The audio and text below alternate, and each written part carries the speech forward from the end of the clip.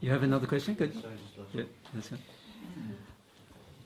Sorry, I came in half an hour later, so I don't know if what I'm going to ask now you've covered at the beginning.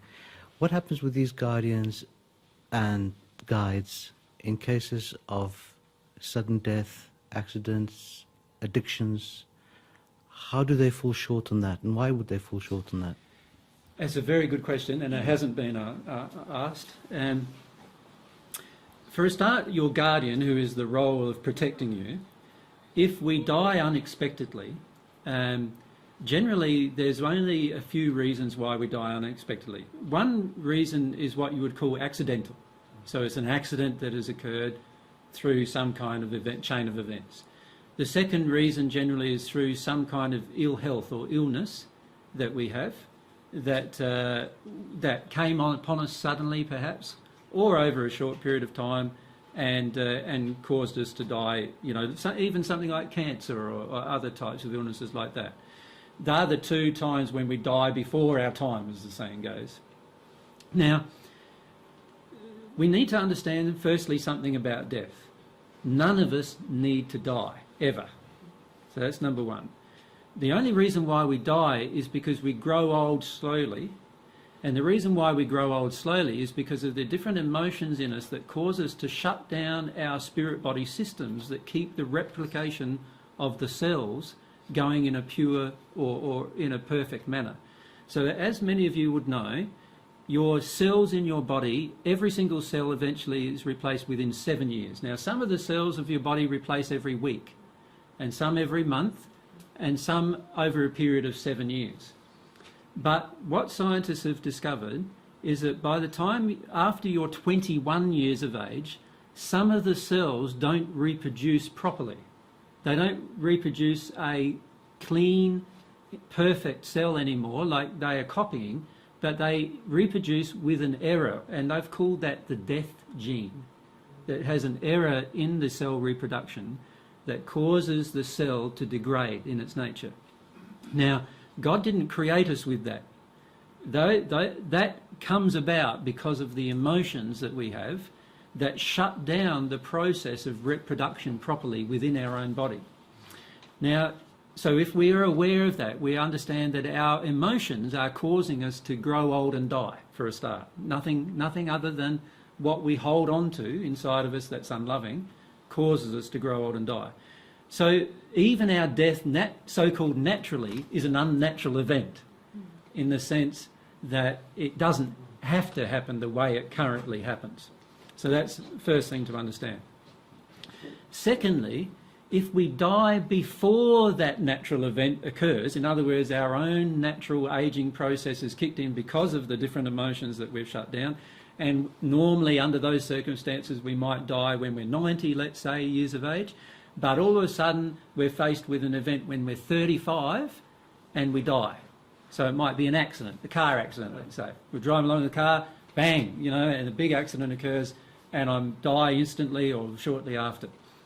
Now, accidental events like that are a combination of what is called our law of attraction working in lots of different areas.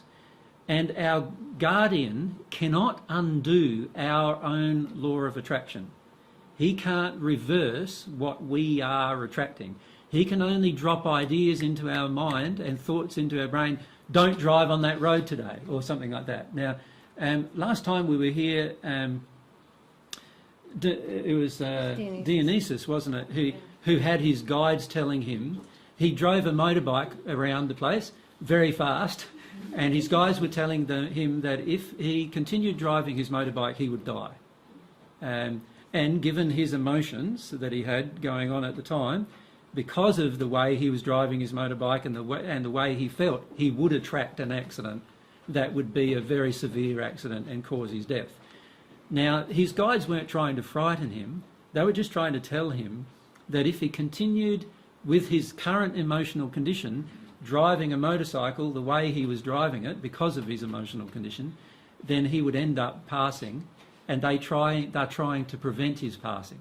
Now, as it turned out, what he decided to do was put his motorcycle in the shed, and so he is still alive. We met him a couple of days ago, and he's still alive now. And I asked him what happened to his motorbike, and he said, it's still in a shed, or I think he's parked it out in front of a police station, actually, I think he said, somewhere nearby his town, in his location. And he's not riding it at all. And for that reason, he's still alive, because he didn't change his emotions, he's just changed one action, which now has prevented his own passing. So accidents, the thing to understand about accidents are when our guardian finds it impossible to stop us from taking an action that causes our own death. And also our guides have been unable to confront the error within us, and the error in Emotionally, love that is causing the attraction. Yeah. So our guides would never tell us what to do to avoid what our soul is attracting, but they would tell us, be continually guiding us to the errors that are within us that we can heal and thus change what we're going to attract. So an accident happens, sorry. So what Mary's saying, if I can summarise it a bit, is the guide's role is to help you address the emotional issues that cause your law of attraction. Your guardian's role is to try to just prevent the accident. That's all they have to do. But they often cannot do that unless you change, unless something changes inside of yourself. And that's your guide's role, to help that thing change so that you don't attract the same events. Yeah? You want to add? No, that was what I was going to say, yeah. Does that answer your question then? Well, I haven't answered it completely yet. The addiction part now. Addiction. Yes? Yeah. Someone who can live to 90 but be like in and out of rehab and Yes. really have a rough time. Yes. And to everybody around him too. Yes. Well, there's two other aspects I haven't answered yet. One was disease, and then the third one was addiction. Interestingly, the disease issue is very, very similar to the accident issue, in that there are a certain set of emotional conditions inside of our soul that create disease. As all of you know, your body right now is full of diseases, but none of them can take a hold in your body, because it automatically clears out the disease through processes. So there are certain viruses that you have in your stomach right now, some of which might even kill you if they got out of control. But they don't get out of control because of your soul. Your emotions are in a place where it fixes that problem before it gets out of control. And it encourages your body systems and all of your systems that look after disease to fix the issue before it gets out of control. The only time that disease then can occur is if the emotional issue is so big that your body now responds in a different manner to the emotion. So instead of clearing away the disease, it now embraces the disease, whatever that disease would be. And therefore your body enters a process then where your soul's emotions, because of the denial of the different emotions and different conditions of love inside of your soul, cause the disease to firstly grow and then to spread and then enough to kill you. Now, during that process, those emotions are often the same emotions that different spirits have. And many spirits who died from exactly that same disease finish up connecting to the person with exactly the same emotions. Now, for that reason, many times the disease goes very rapidly through the system. And this is what happens many times with cancers and diabetes and other forms of illnesses like that, where spirits actually finish up connecting to the body. And if you can see the spirits, you can actually see where they're physically connected to the body, influencing the disease and its progression. And then there are other spirits who try to keep you alive. And they connect to you and they try to keep the system going. They try to fix the system. And these both sets of spirits have different motivations for doing so. And often a person will stay alive for a period of time, even though it looks like they're going to die at any moment. And it's other spirits keeping them alive. And their own fear draws those spirits to keeping them alive. Now, that is a second condition, the disease condition, that is often heavily influenced by spirits. And what are our guardians doing and our guides doing? Now, yeah, the question is that. Yeah. So what our guardian's trying to do is prevent those spirits from connecting to us. But unfortunately, because we have the same emotional condition that those spirits have, it's very hard for them to say, stop doing that, when inside of us we have a feeling as, I want that. And so they are often trying now to work against the addiction or against the emotion that we're trying to prevent. And because to do that would be against God's law, the guardian then has to step back and let the process occur as it's occurring. In other words, the guardian can no longer really protect us from the process that we ourselves have engaged. Our guide is still trying to tell us things like, this disease can be cured. This disease, and so this is why a lot of people then go for physical cures, and they go here and go there, they eat differently, because their guide's trying to tell them this disease can be cured. But unfortunately, most of our guides are trying to tell us how it's going to be cured is by releasing an emotion that causes the onset of the disease.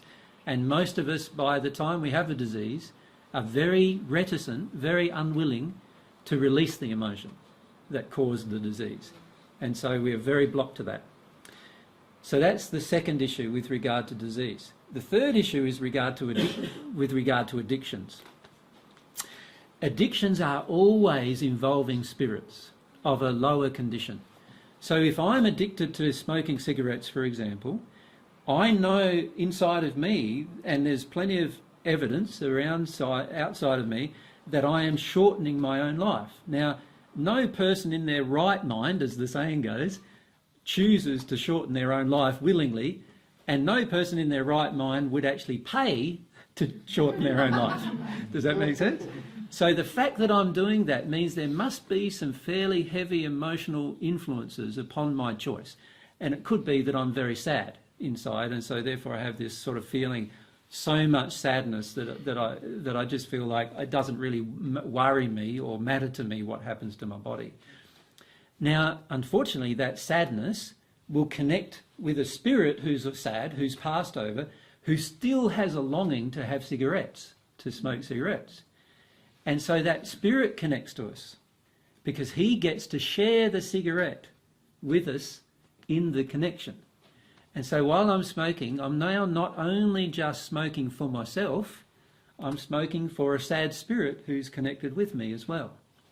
And so then when I try to give it up, I feel motivation from that spirit to continue doing it.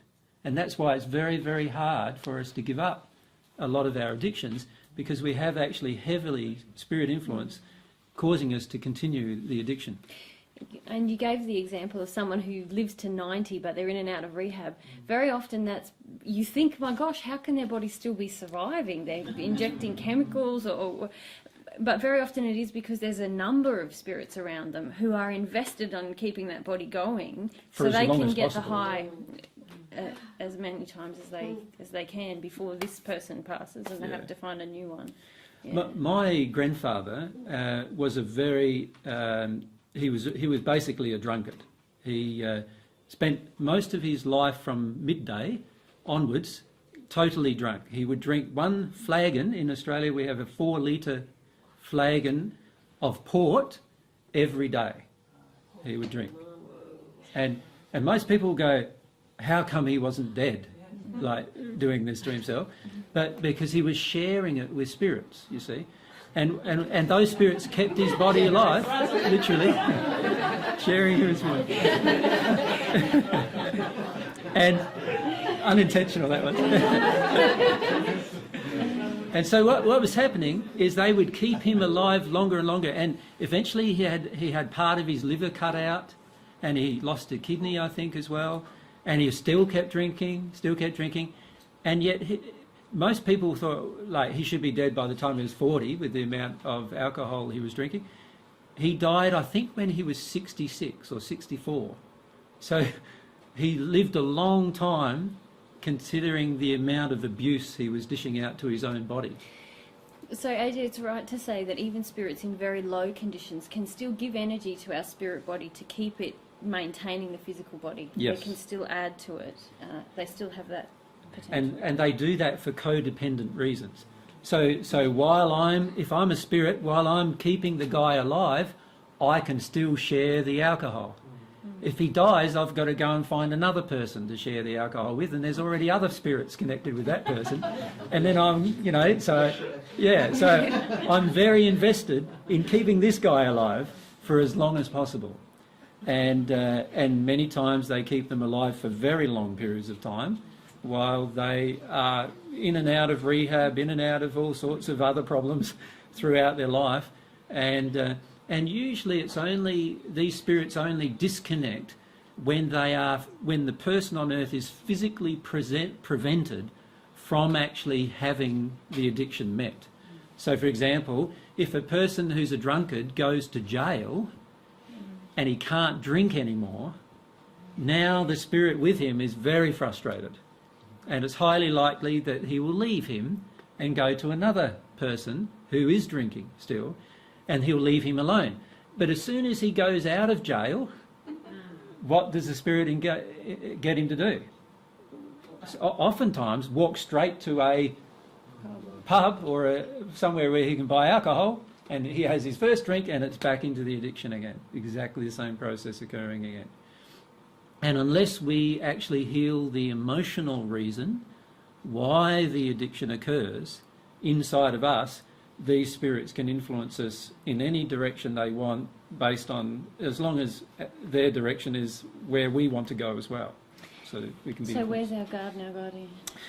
Now, in that state, our guardian is going, what's going on? That's where our guardian, they don't get frustrated because many of them are in a better space than that. But they're going, what can we do to have this person deal with this emotion that causes them to turn to drink all the time? And so, if the person gets slapped in jail for all their drinking, let's say, then they might give them literature. They might try to get literature there where the person sees that they have to stop drinking before they're going to make any progress. Some people find God, and that's almost influenced by their guardian as an alternative to getting drunk all the time. And so that they will use as many efforts as they can to prevent the lower spirits from connecting to the person, from the lower spirit entities I'm talking about connecting to the person. But they can't physically force that to occur. They can't force the person. Yeah. And that's the limitation they have. They have to still honour the free will of the person. Yeah.